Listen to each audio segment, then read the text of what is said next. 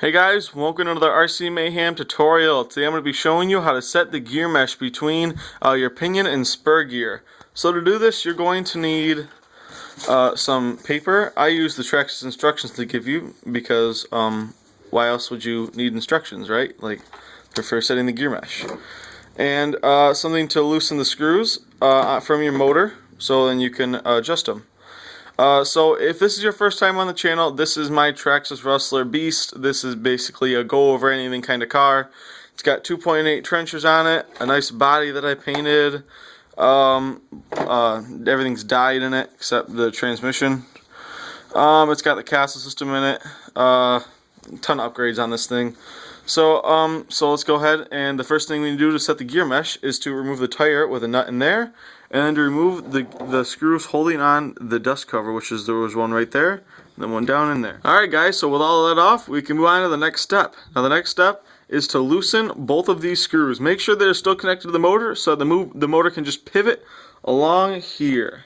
As you can see, there's a little spot. It can pivot back and forth, and that will allow us to get the gear spacing, the mesh between these two gears. So I'll be back when I get those loosened. Alright guys, so with everything loosened up in here, we can now move the motor. Now yours will be a lot easier to move than mine because I have a motor fan on mine, and so it's kind of hard to actually get to the motor and move it.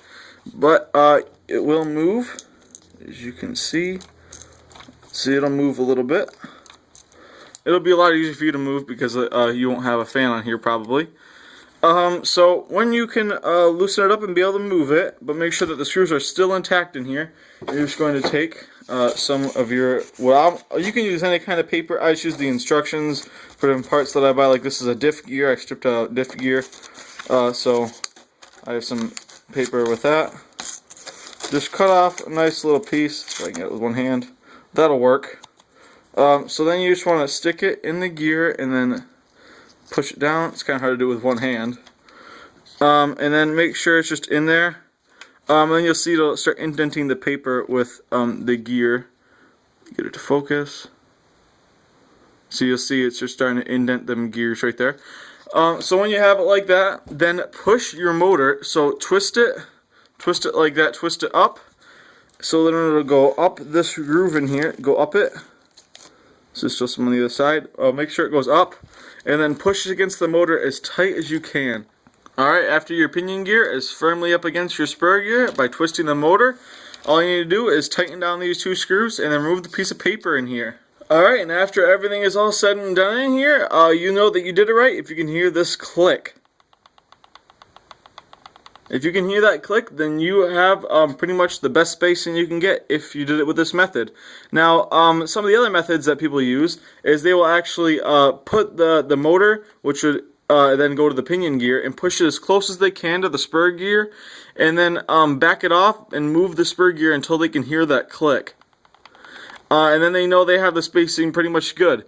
But with this method, it works a lot quicker, and I know that I'm getting the perfect spacing every single time because the motor may move when you're starting to move the screws. But as long as you have the piece of paper in there and it's pushed all the way up against it, you shouldn't have a problem. You'll be able to get that click every single time. Now this method works for me. I don't know how well it'll work for you. It should work really, really well for you because it works for me. And basically, the cool thing about this is that you're pretty much guaranteed to get the perfect spacing every single time, and then you shouldn't have a problem with stripping any spur gears. I've actually only stripped one spur gear in a whole year plus of running all three of my cars, and then the other cars on the channel. They've stripped a few more just because they like to try out the other methods. But they're starting to realize that this method is way better than their method because you can just get the perfect spacing every single time. So thank you guys for watching.